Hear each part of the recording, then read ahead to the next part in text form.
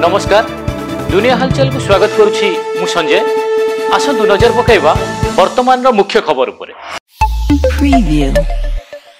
उत्तराखंड रे प्रबल वर्षा जोगु 8 जनकर मृत्यु घटिता बेले 5 जन निखोज अछंती एवं प्रबल वर्षा लागि रहिथिबारु डेराडून, पोड़ी, तिहिरी, उत्तरकाशी और हरिद्वार को पाणीपाग विभाग पक्षरु सतर्क सूचना जारी करा जायछि और राज्यर विभिन्न स्थान रे प्रबल वर्षा हेतु भूस्खलन आशंका मध्य रहिछि।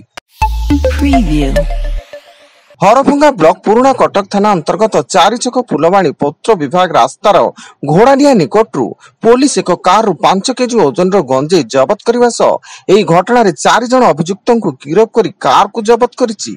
4 अभियुक्त हेले बौद्ध थाना रतनपुर गाँव रजत गायगोरिया, कंधमाल जिला सुडुर कुंपार गाँव मुन्ना बेहेरा, कंधमाल जिला माधुकुला गाँव रत्तांग पाणी प्रधान एवं पुराणा कटक तालपदर अनिल देहुरी।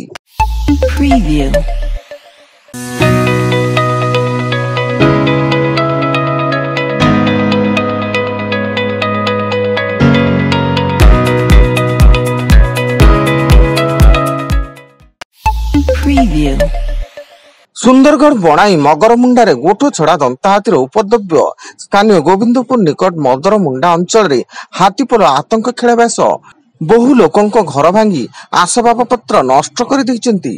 फल रे गाँ लोके हाथी बहरे राति सारा अनिद्रा हेउचंती।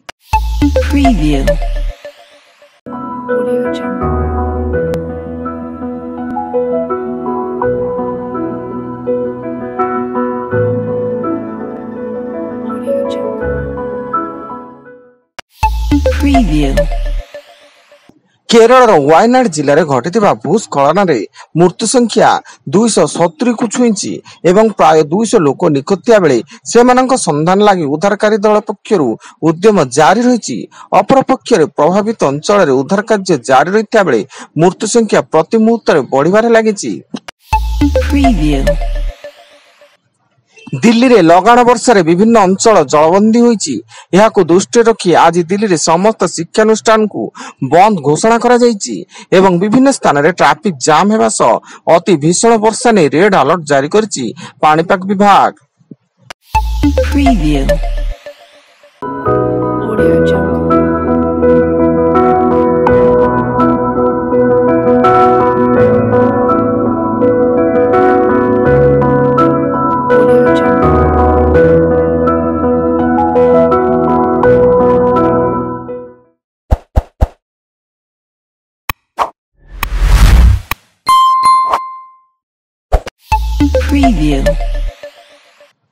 सुवर्णपुर जिला डुंगरीपाली थाना डाहुको बुड़ू गाँव में प्रबल वर्षा भूशुड़ा घर कांत एथिरे गोटे परिवार 5 जन गुरुतर होई डुंगरीपाली गोष्ठी स्वास्थ्य केन्द्र में भर्ती।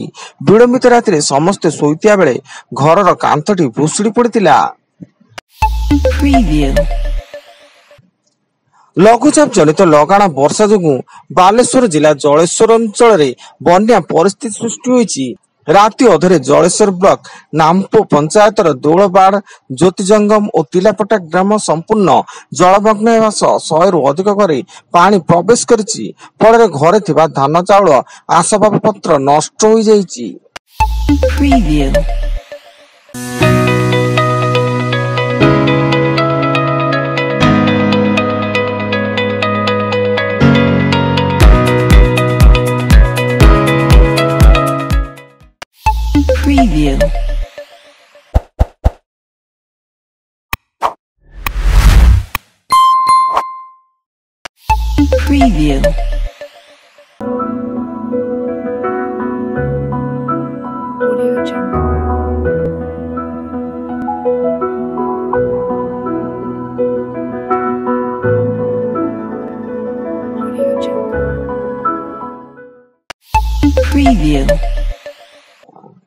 आज राज्य में वर्षार परिमाण बढ़िबा सह पश्चिम और आभ्यंतरीण ओडिशा रे अधिक वर्षा होबार संभावना रही।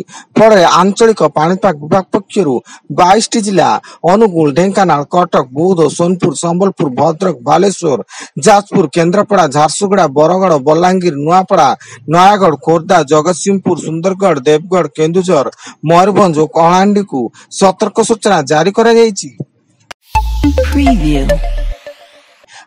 मयूरभंज जिला कप्तिपदा थाना रजत नगर अंचल हाथी दांत बिक्री पर डिल चलता बेले सिमिड़ीपाड़ एसटीआर टीम और कप्तिपदा वन विभाग मिलित चढ़ऊ बेले 5टी हाथी दांत जबत सह मयूरभंज और बालेश्वर जिलार 7 अभियुक्त गिरफ। एवं गंजाम जिलार धराकोट बेलगुंठा बुगुड़ा और शेरगढ़ ब्लॉक पर एवं सानखेमुंडी ब्लॉक रे झाड़ा बांति व्यापी। एथिरे 2 जनकर मृत्यु घटिता बेले शताधिक लोके आहत होई विभिन्न डाक्तरखाना रे चिकित्सित होउचंती। सेमानक मध्यरु 2 जन को गुरुतर अवस्था ब्रह्मपुर बड़ डाक्तरखाना को स्थानांतर करा जायछि। तेबे आड़पड़ारु सर्वाधिक आक्रांत होइता बेले सेठारे स्थिति चिंताजनक रहिछि। वर्तमान पाई एतिकी अधिक न्यूज अपडेट्स पाई विजिट करंतु आम वेबसाइट www.duniyahalchal.in। धन्यवाद।